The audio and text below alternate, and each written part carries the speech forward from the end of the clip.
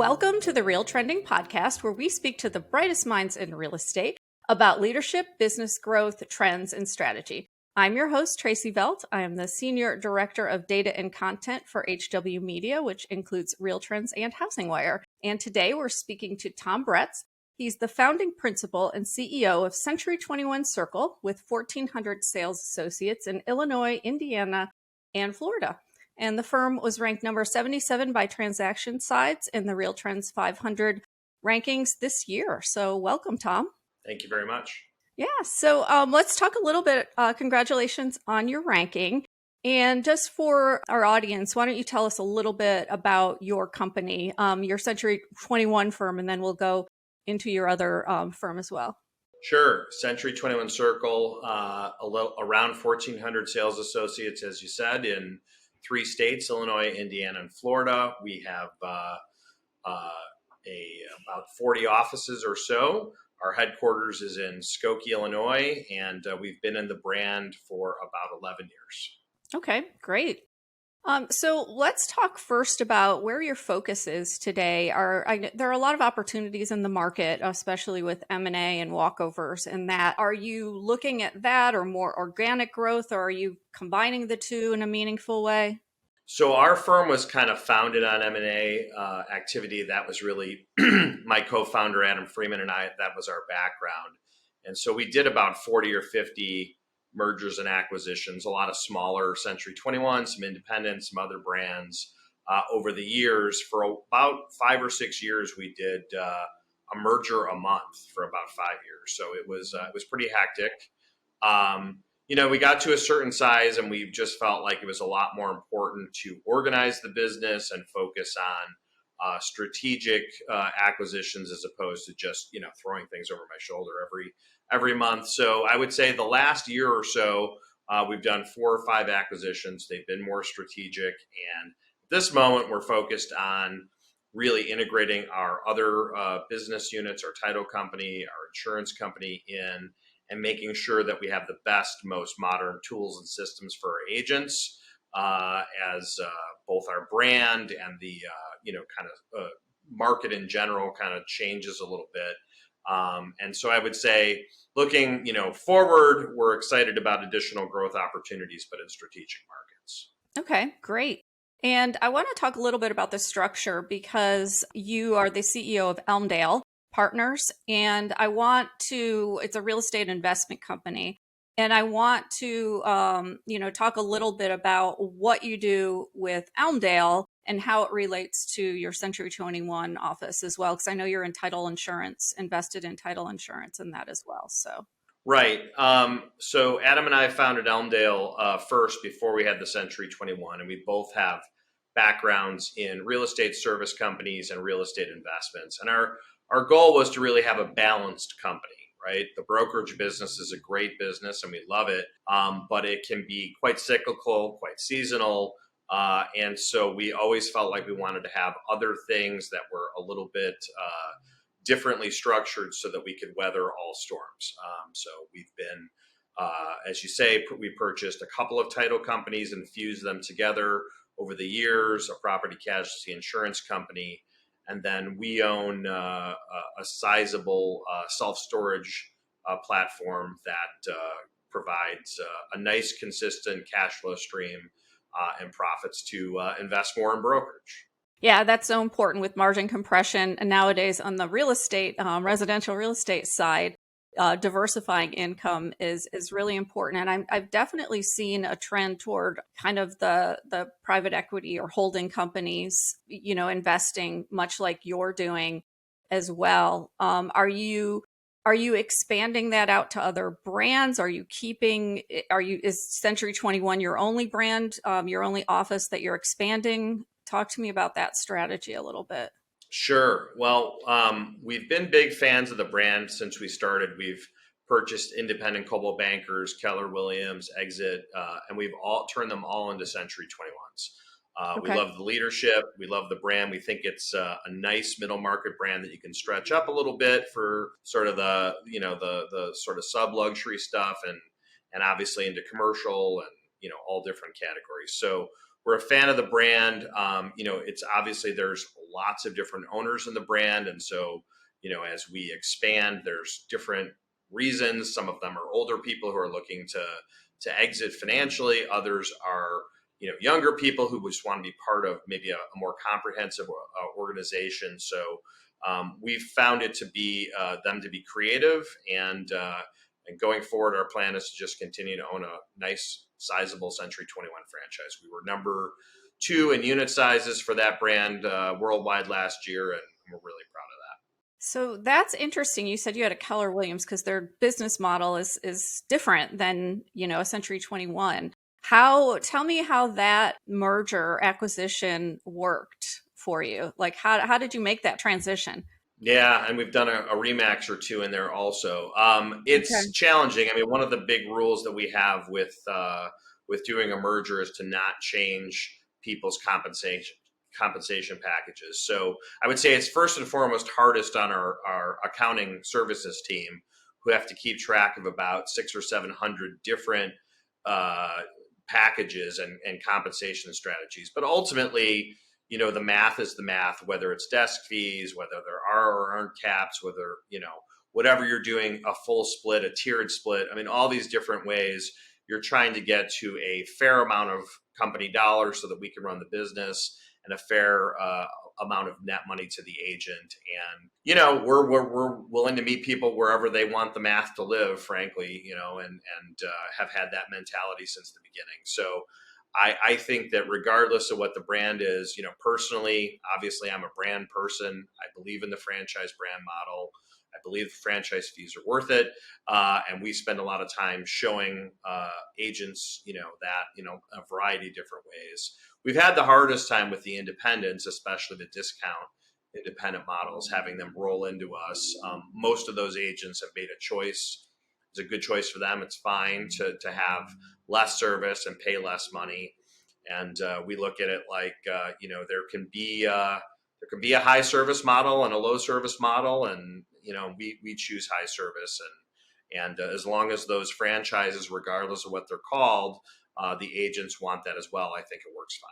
Yeah, that's interesting because I know other brokers who are running multiple business models, but generally running them under different names, whether it's like independents that are running different offices in different states under, a different compensation model. So I've not really heard of anyone rolling them in. And then I assume you're giving the agents an opportunity to choose, if they want to stay on their current compensation model or move, or is that not even necessary? It's not even necessary. I mean, we're willing to, we do the analysis on the front end, and we look at what the agent's packages are. And if it doesn't work for us for one reason or another, we just don't do the deal. But like I said, one of our big internal conversations is always don't mess with people's money, because you're a stranger to them. And the first conversation you have with them cannot be, I'm changing your money. Even if the math works out net the same, it doesn't matter. Some people like the desk fee model because they just like thinking about a set number every month, and other people don't like that. And who am I to argue? Math is math as far as I'm concerned. Yeah, that's interesting. And culture wise, how has that worked for you?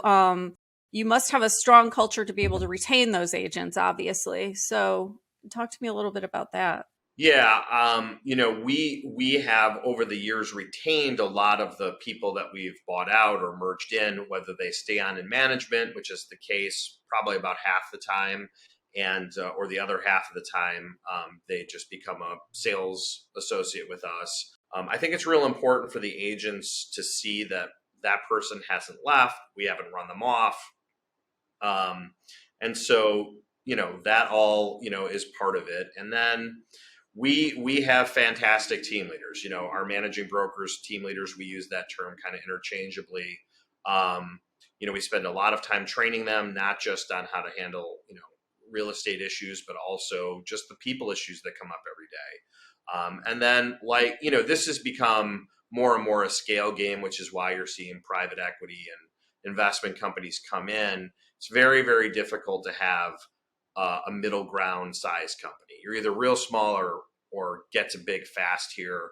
I think that middle ground, I've heard it referred to as Death Valley, and it's where the agents insist on the services, but you don't have enough fees to really pay for the services. So we, as we got up over 1,000 associates, we were pleased to have our own IT department, our own HR department, our own training and education department, marketing, et cetera. And having specialists in each of those allow our team leaders to just focus on the agents, taking care of them, walking through the issues, making sure they're available to them, and, retaining them and making sure that those folks, plus our wonderful administrative staff on Administrative Professionals Day, are also taken care of, is critical.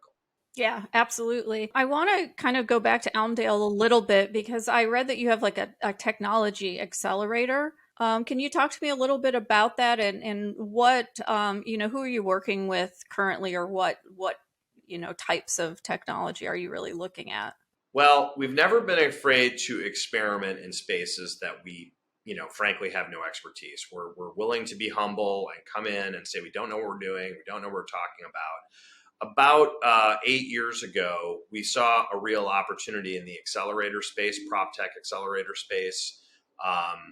We felt like it was a chance to get closer to the entrepreneurs who were trying all sorts of new concepts, and so we formed something called Elm Spring.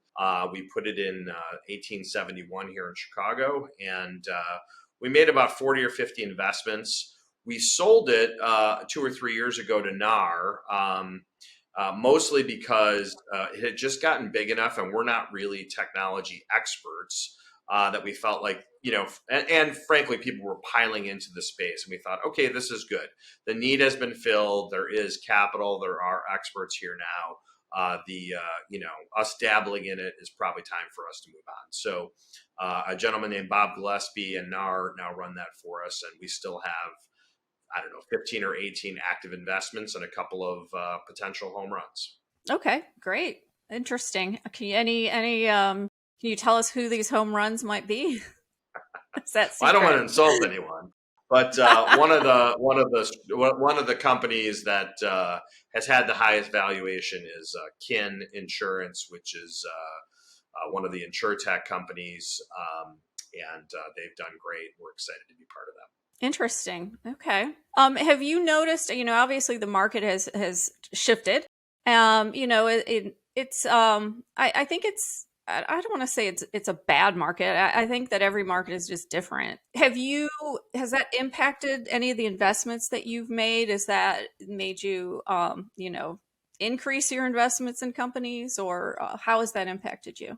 Well, we've certainly, spent time the last 6 months just working on our business and organizing it. Whenever something changes quick, and, I certainly didn't see the Fed raising interest rates that fast, that many times. Yeah. And so, you just have to adjust. Whether you're talking about commercial or residential, the bid-ask spread between what the sellers want to sell at, what the buyers now want to buy at, is just a period of time that has to be waited out a little bit. I personally think if the Fed stops raising rates, knock on wood, or at least slows it down to something very nominal, everyone will pile back into the market. So we're kind of hoping for and counting on a better second half of 2023, and maybe a more normal market. But there really hasn't been a normal market since 2019. I mean, 2020 wasn't, 21 wasn't, 22 wasn't. So far, 2023. So what is a normal market? And as far as making investments, we have a couple of acquisitions and mergers on the brokerage side, that we're working on right now. I wouldn't say that we're, doing a crazy number of them, but we're definitely talking to a lot of people, and we always put people first, right? Like the acquisitions are really like, I met a great broker owner, and he wants to stay on and manage, and we think with our additional systems, we can make them more successful. That's a recipe for success, and we'll do those all day long in any market.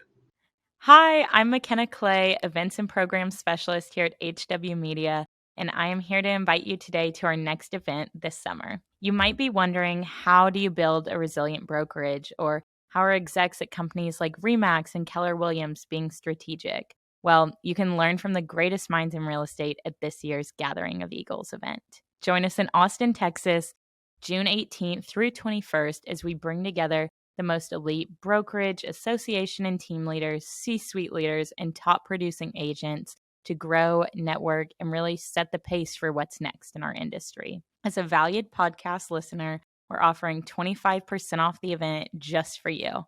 Use the code podcast23 on the events page on realtrends.com. Again, that is podcast23, and we can't wait to see you in Austin. Yeah, absolutely. I know that for a while there, some of the private equity guys have stopped investing in real estate for a period. I think they're starting to slowly come back in, but not at the scale that they were before.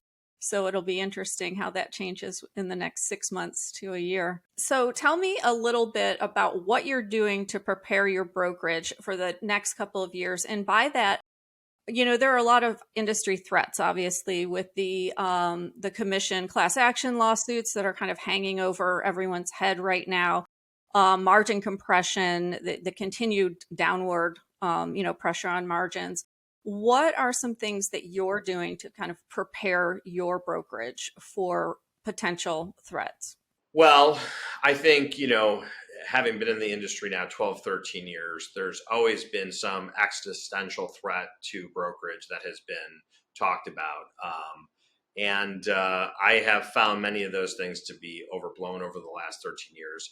Look, margin compression is real, but I think it's in anything that is consolidating, that's going to happen. There is a point at which people won't own brokerage or they won't sell houses if they don't make, enough. And, I think we're probably pretty close to that tipping point.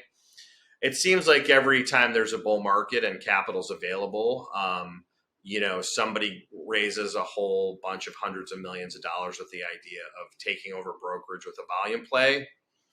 And as they say, that generally doesn't work out very well for folks. So, I'm not overly worried about that. As far as, the various lawsuits and things, even if those come to pass, I think it's simply an education process of explaining to people why buyer's agents are important. I believe in that model and making sure everybody is clear on who gets paid for what. This idea that people are, quote, free is, a little naive, but, whatever needs to happen there. And then, we've always looked at it as the perfect balance is high touch and high tech, right? I mean, people talk about that all the time. I think the gold standard for that is probably Apple stores. When I go into an Apple store, if I need a really smart person to help me, I can be at the Genius Bar and talking to people. If I just want to be left alone and touch the various Apple toys, they will mostly leave me alone. And I think that that's great. And of course, they have great products.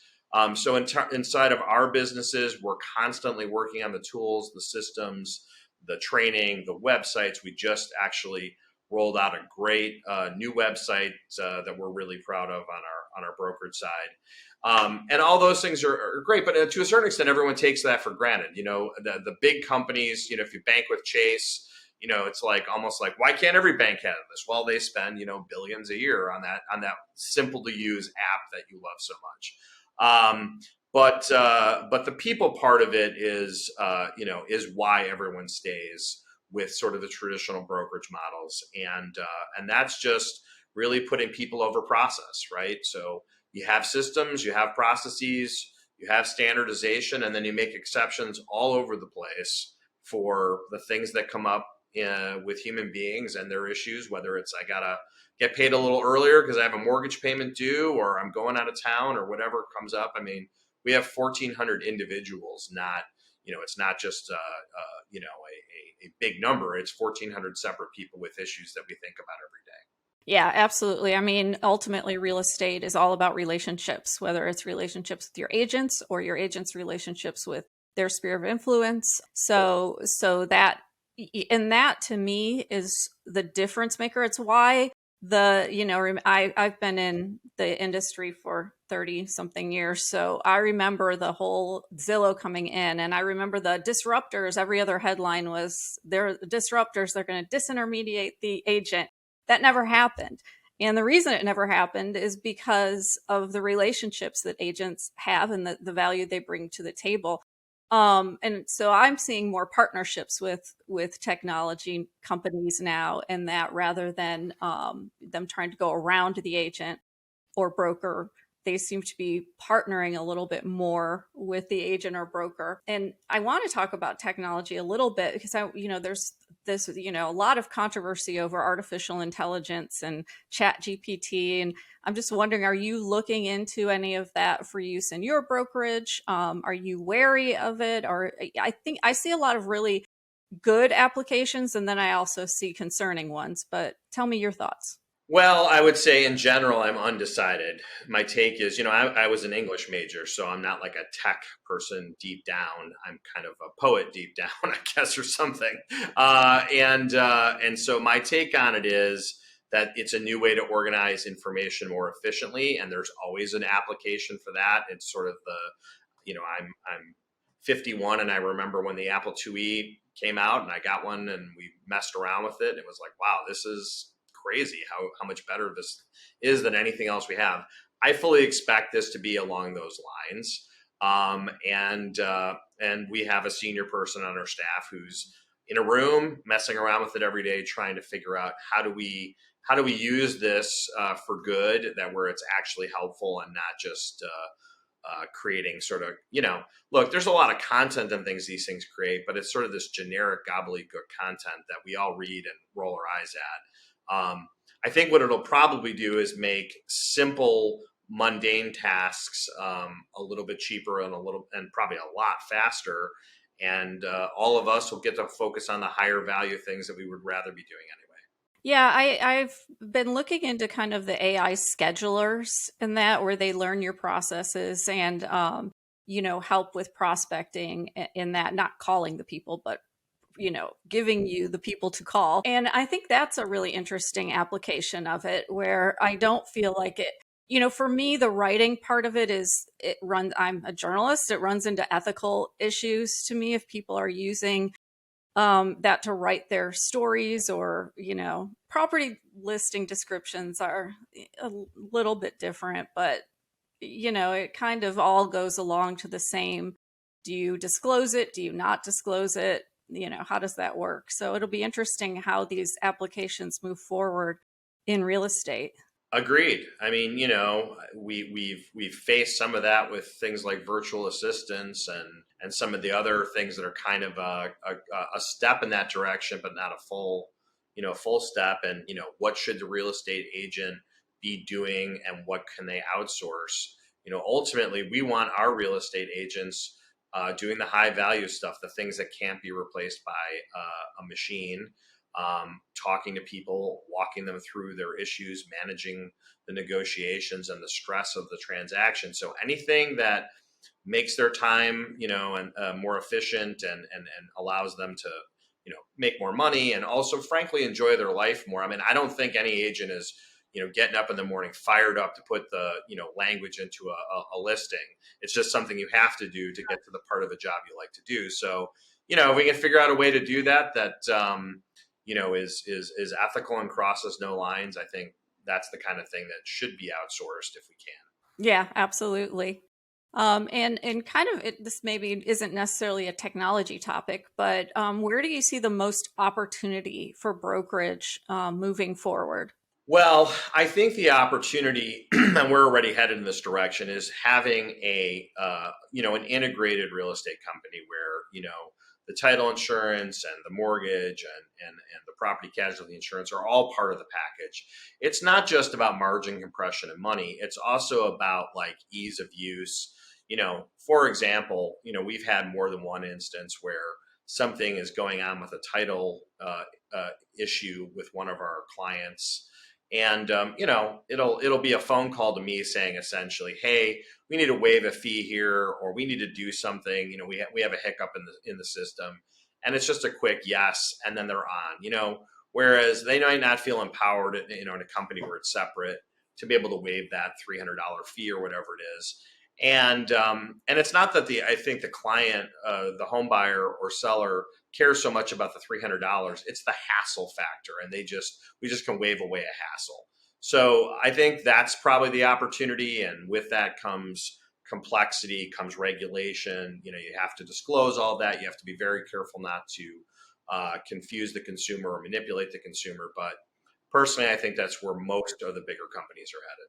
Yeah, absolutely. And you had mentioned earlier about the middle ground broker, middle sized, I guess you'd say. And I know Steve Murray wrote about that for RealTrends years ago. Basically, as a trend, you either need to be boutique or you need to scale because, like you said, it's Death Valley in the middle. And that is the same with the services that you provide, diversifying your services. Because the truth is, I know we've done studies on this, despite margin compression, brokers are, finding a lot of different ways to stay profitable and earn money outside, with tangential services and that. So it all is not lost with margin compression in the residential side as well. So yeah.